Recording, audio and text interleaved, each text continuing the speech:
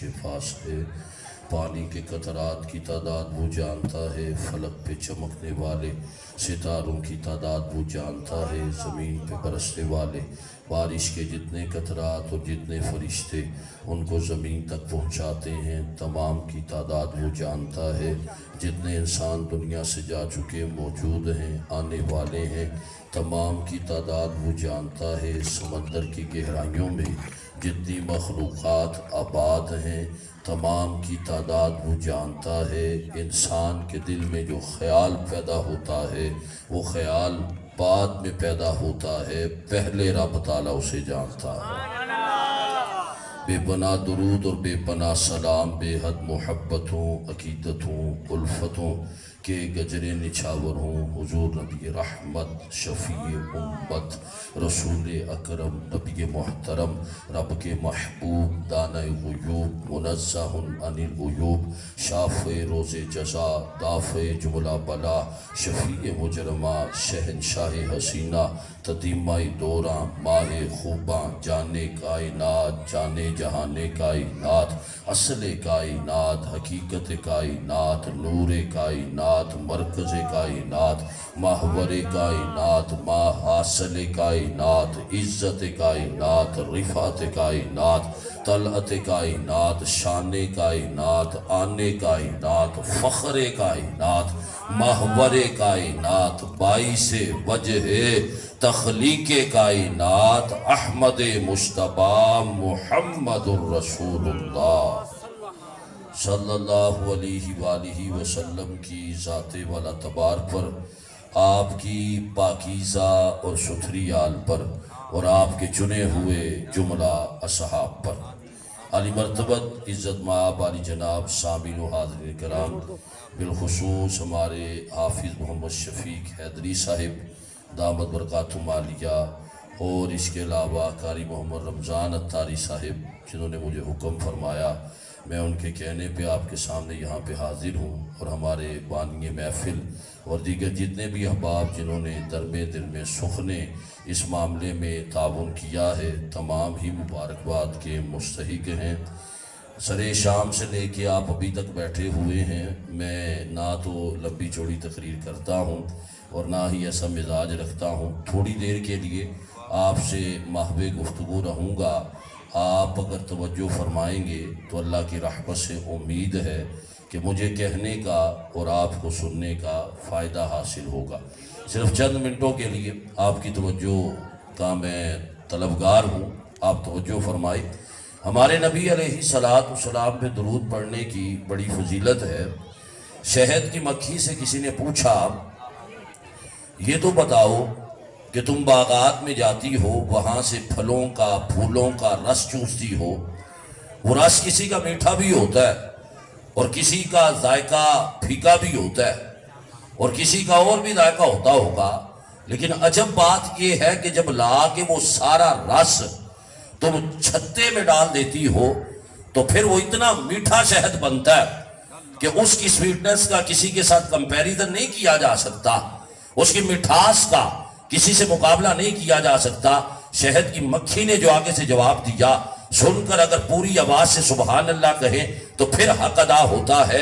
اسے کہا بات یہ ہے ہم باغات میں جاتی ہیں وہاں سے پھولوں کا پھلوں کا رس چوستی ہیں، کوئی میٹھا ہوتا ہے کوئی پھیکا ہوتا ہے کسی کا ذائقہ کچھ اور ہوتا ہے، لیکن ہمیں رب کعبہ نے سکھا دیا کہ جب ہم وہ رس لے کر اپنے چھتے کی طرف آتی ہیں تو مصطفیٰ پر درود پڑھتی ہوئی آتی ہیں، اس درود کی برکت سے اللہ تعالیٰ سارے رس کو میٹھے شہد میں تبدیل فرما دیتا ہے۔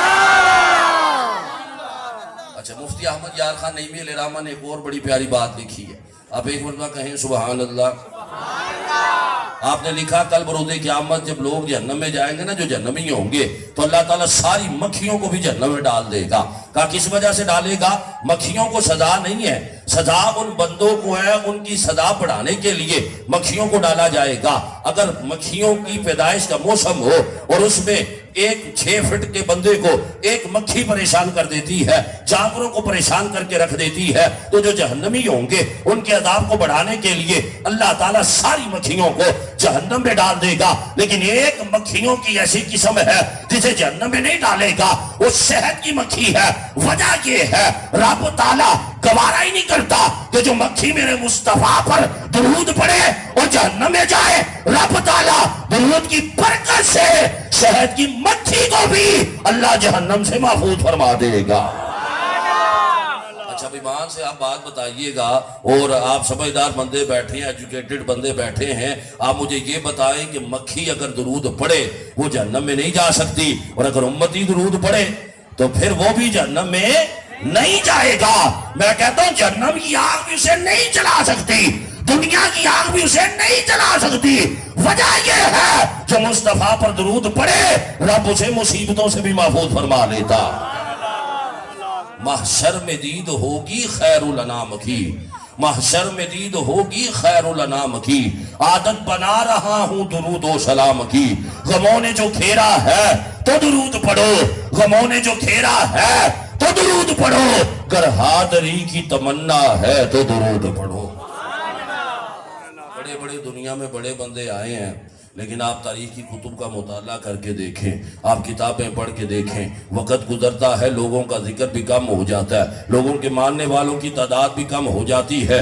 گوتم بدھ ایک بڑا بندہ گزرا ہے، اس کے ماننے والے چائنا میں، جاپان میں، برما میں پائے جاتے تھے، لیکن وقت گزرتا گیا، اس کے ماننے والوں کی تعداد بھی کم ہو گئی، اس کا ذکر بھی کم ہو گیا۔ لیکن میرے نبی کا یہ زندہ معجزہ ہے، وقت گزرتا ہے، لوگوں کا ذکر کم ہوتا ہے، لیکن میرے نبی کا ذکر وقت کے گزرنے کے ساتھ ذکر بھی بڑھ رہا ہے، ماننے والوں کی تعداد بھی بڑھتی جا رہی ہے۔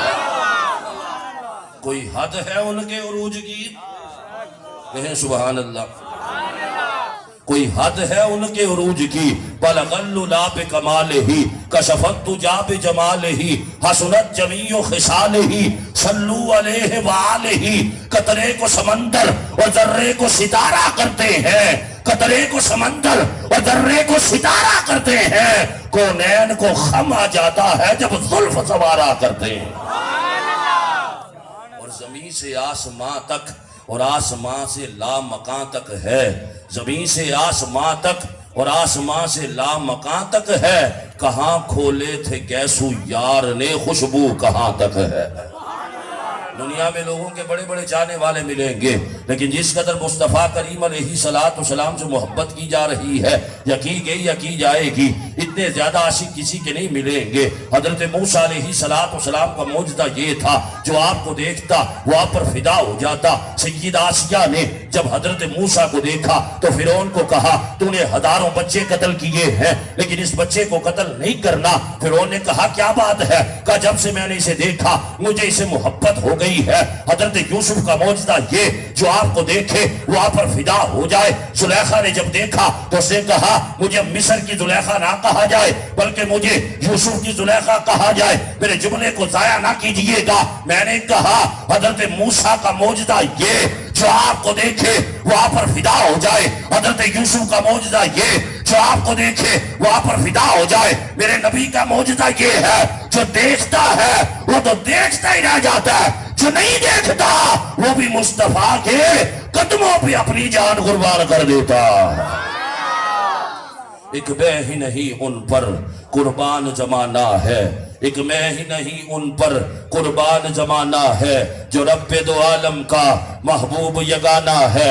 کل پل سے ہمیں جس نے خود پار لگانا ہے، زہرا کا وہ باپا ہے، حسنین کا نانا ہے، اور آؤ در زہرا پر پھیلائے ہوئے دامن، اور آؤ در زہرا پر پھیلائے ہوئے دامن، ہے نسل کریموں کی لجپال گھرانہ ہے۔ اب یہ مکرم علیہ صلاۃ والسلام کو جس نے دیکھا وہ دیکھتا رہ گیا.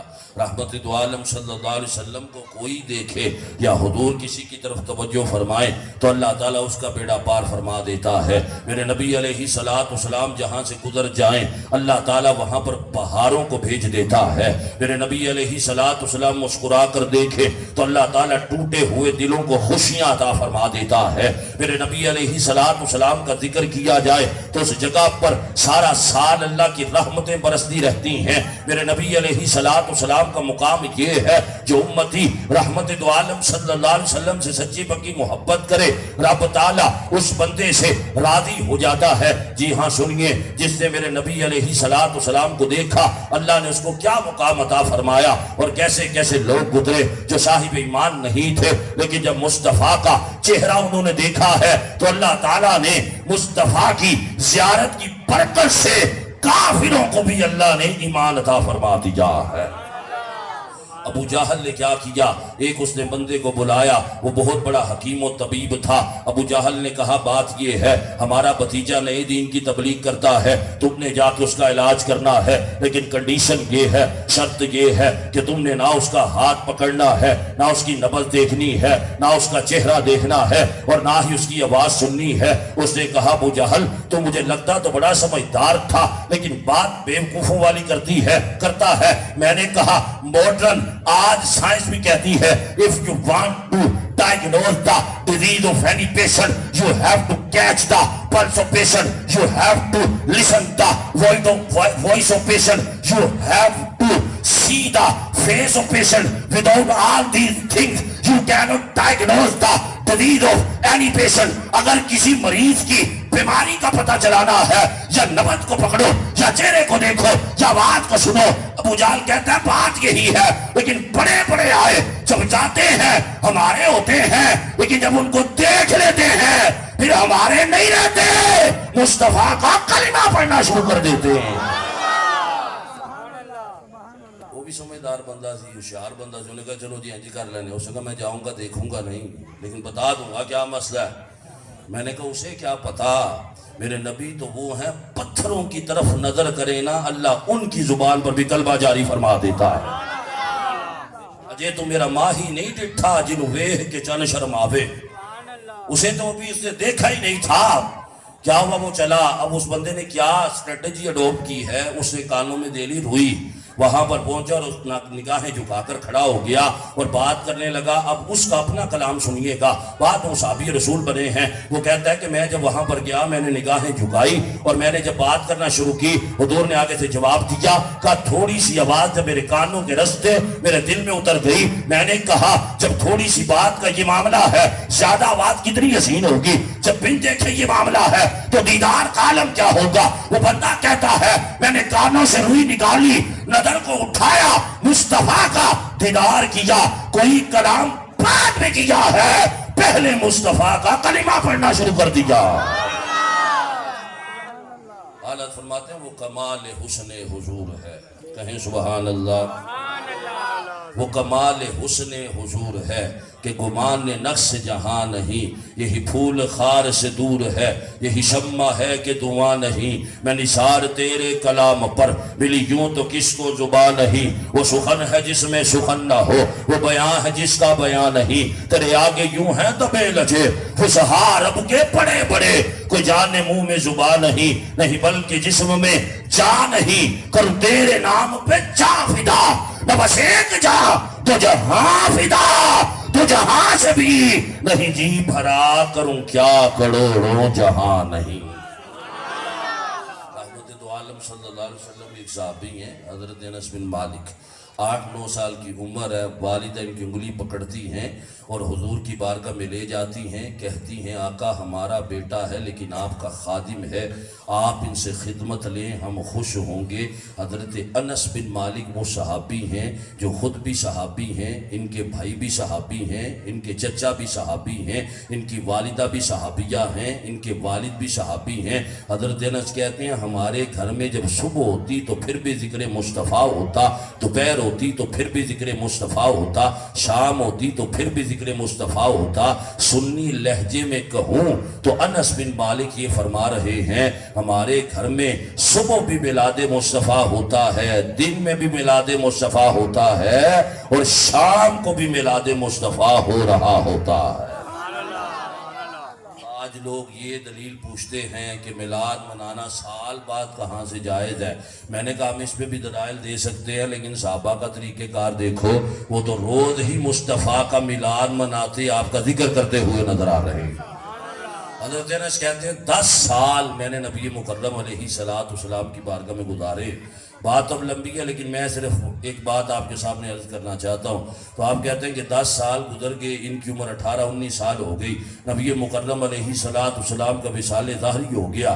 حضرت انس جنہوں نے ہر وقت مصطفیٰ کا دیدار ہی کیا تھا، اب ان کو بڑا دکھ لگا اور یہ ہر وقت روتے رہتے تھے، حضور کا ذکر کرتے رہتے تھے۔ جب کسی کے پاس جا کے بیٹھتے تو پھر بھی حضور کا ذکر کرتے، پھر جب زیادہ حضور کی یاد آتی نا تو وہاں سے اٹھ کر اپنے گھر میں آتے اور حضور کے جو تبرکات تھے نا، حضور کا امامہ، حضور کے نالین، حضور کی مسواک اپنے سینے سے لگاتے اور پھر روتے، اور پھر دو ایسے شاندار جملے آپ ارشاد فرماتے تھے جو قیامت تک کے عاشقوں کے سینے میں ٹھنڈ ڈالتے ہیں۔ آپ یہ فرماتے تھے لوگوں، میں نے ریشم اطلس اور تبیز کے نرم گدیلوں کو چھوا ہے، لیکن اللہ کی قسم اٹھا کے کہہ سکتا ہوں رب تعالیٰ نے نبی کی ہتھیلی کو ہر چیز سے زیادہ نرم پیدا فرمایا ہے۔ اور پھر آپ یہ کہتے ہیں میں نے مشک، کستوری، عنبر اور دنیا بھر کے عطریات کو اگر ایک طرف رکھا جائے ان سب کی خوشبو کم ہے، لیکن اللہ نے نبی کے پسینے کو سب سے زیادہ خوشبودار بنا دیا۔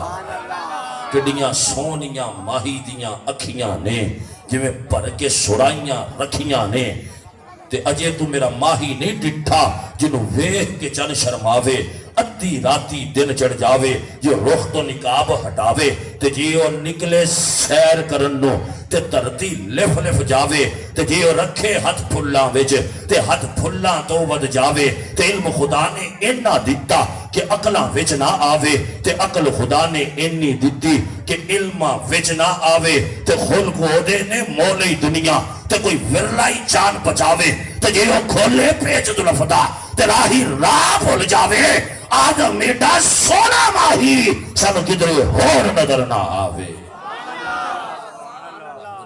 صلی اللہ علیہ وسلم کا ذکر اتنا بلند ہے، ہمارے مدارس میں کتاب پڑھائی جاتی ہے شرح عقائد نصفیہ، اس کی ایک شرح ہے شرح نبراس، اس کے اندر ایک بزرگوں کا واقعہ ابو الحسن رفاعی ان کا نام ہے، ان کا واقعہ لکھا ہے۔ وہ یہ کہتے ہیں کہ میں نے ایک دن سوچا کیوں نہ روحانی طور پر پرواز کروں اور میں وہاں تک اس عرش کو جا کے دیکھوں جس کی چھاتی پر معراج کی رات مصطفیٰ کے قدم لگے تھے۔ ابو الحسن رفاعی کہتے ہیں کہ میں نے روحانی طور پر پرواز کرنا شروع کر دی، جب میری پرواز کی حد ہونے لگی تو مجھے ہاتف غیب سے آواز آئی، ابو الحسن رفاعی کہاں کا ارادہ ہے؟ تو میں نے کہا کہ باری تعالیٰ معزز کو دیکھنا چاہتا ہوں جس کی چھاتی پر معراج کی رات تیرے حبیب کے قدم لگے تھے۔ تو رب تعالیٰ نے فرمایا ابو الحسن رفاعی پلٹ جا، یہ تو ایک زندگی ہے، اگر ہزاروں سال بھی پرواز کرتا رہے تو وہاں تک نہیں پہنچ سکتا جو مقام ہم نے حبیب کے قدموں کو عطا فرما دیا۔ نبی رحمت صلی اللہ علیہ وسلم کو اللہ نے اتنا مقام عطا فرمایا، وہ شاعر کہتا ہے کوئی رہ فلکاں تے یار گیا تے کوئی سدرہ تے جا کے ہار گیا، کوئی رہ فلکاں تے یار گیا تے کوئی سدرہ تے جا کے ہار گیا، ایک کوئی کالیاں زلفاں والا اے جڑا لنگر شاہ تو پار گیا۔ قدموں میں جبین کو رہنے دو، چہرے کا تصور مشکل ہے، قدموں میں جبین کو رہنے دو، چہرے کا تصور مشکل ہے، جب چاند سے بڑھ کر ایڑی ہے رخسار کا عالم کیا ہوگا۔ ان کے قدم اتنے بلند ہے تو ان کا مبارک چہرہ کتنا بلند ہوگا۔ اب بات تو حضور کا ذکر تو ایسا ہے کہ سینکڑوں سال گزر گئے 1400 سال گزر گئے، آج بھی جب میلاد کا موسم آتا ہے تو یہ نہیں لگتا کہ 1400 سال پہلے ولادت ہوئی تھی، ایسا لگتا ہے شاید چند سال پہلے ہی حضور تشریف لائے ہوں۔ ہر طرف چراغاں ہوتی ہے اور ہر طرف خوشی کا اظہار ہوتا ہے۔ میں صرف آخر میں ایک پیغام آپ کو دینا چاہتا ہوں، ذکر تو حضور کا ہر بندہ اپنی بساط، اپنی قوت اور طاقت کے مطابق کرتا ہے، گھنٹوں کی تقریر ہو، ہزاروں کا مجمع ہو، لیکن عمل کا جذبہ پیدا نہ ہو تو شاید اس کا فائدہ نہیں۔ تھوڑی دیر کی گفتگو اور سامنے بیٹھے ہوئے تھوڑے لوگ اگر عمل کا جذبہ پیدا ہو جائے تو یہ فروٹفل گفتگو ہوتی ہے۔ تو میں یہ عرض کروں گا کہ میلاد کی محافل سجانے کا اصل مقصد یہ ہے کہ حضور کی محبت ہمارے دلوں میں بڑھے اور ہم عمل کی طرف آگے آئیں۔ چہرے پر پوری ایک مٹھی داڑھی سجا لیں، سچ بولنے والے بن جائیں، نماز پڑھنے والے بن جائیں، رزق حلال کمانے اور کھانے والے بن جائیں۔ عمریں گزر جاتی ہیں لیکن پھر بھی ہم چہرے پہ داڑھی نہیں رکھتے۔ میں نے کہا پتہ نہیں موت کس کی کب واقع ہو جانی ہے، لیکن اگر ایسی حالت میں چہرے پر داڑھی نہ ہو، بندہ مرا اور قبر میں پہنچ گیا تو حضور نے وہاں پر اگر فرما دیا کہ میرے دشمنوں جیسا چہرہ لے کر آیا ہے تو کیا بنے گا؟ چہرے پہ داڑھی سجا قبر میں جائے گا، مصطفیٰ فرمائیں گے نکیرو پیچھے ہٹ جاؤ ہمارا غلام آ گیا ہے۔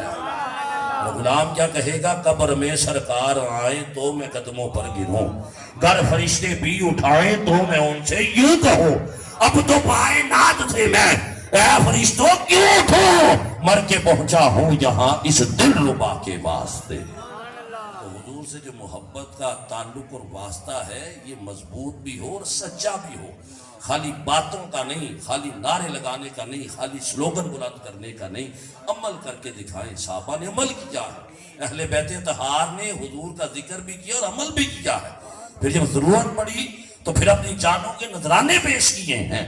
تو خالی باتیں اگر کرتے رہیں تو پھر وہ چیز حاصل نہیں ہو سکتی۔ چہ جائے کہ حضور کا ذکر بھی برکات کے حصول کا سبب بنتا ہے، لیکن اصل بات یہ ہے جہاں پر میلاد مصطفیٰ منایا جائے وہاں پر حضور کی سیرت اور سنت کو بھی اپنایا جائے۔ حضور نے فرمایا نماز میری آنکھوں کی ٹھنڈک ہے، فرمایا نماز، فرمایا اندھیری قبر کا چراغ ہے، پھر حضور نے فرمایا نماز مجھے پسند ہے، نماز فرمایا جنت کی کنجی ہے۔ اب اتنی فضیلتیں حضور نماز کے بارے میں ارشاد فرمائیں اور ہم اگر نماز نہ ادا کریں تو پھر یہ ایک کامل امتی ہونے والے کام نہیں کر رہے۔ تو میں آخر میں یہی عرض کروں گا، آئیے کوشش کریں عمل میں آگے بڑھیں۔ خالی باتیں کرنا تو لوگ بڑی بڑی باتیں کر لیتے، اگر عمل نہ کیا تو پھر حاصل نہیں۔ تو کوشش کریں کہ ہم 5 وقت کے نمازی بن جائیں، سچ بولنے والے بنیں۔ آخر میں اللہ کی بارگاہ میں دعا ہے جو میں نے درست کہا وہ اللہ کی طرف سے تھا، اللہ تعالیٰ قبول فرمائے، جو غلطی کوتاہی ہے وہ مجھ حقیر نکمے کی طرف سے ہے۔ پیارے حبیب کی آل پاک کا صدقہ اللہ تعالیٰ معاف فرمائے۔ وآخر دعوانا ان الحمدللہ رب العالمین۔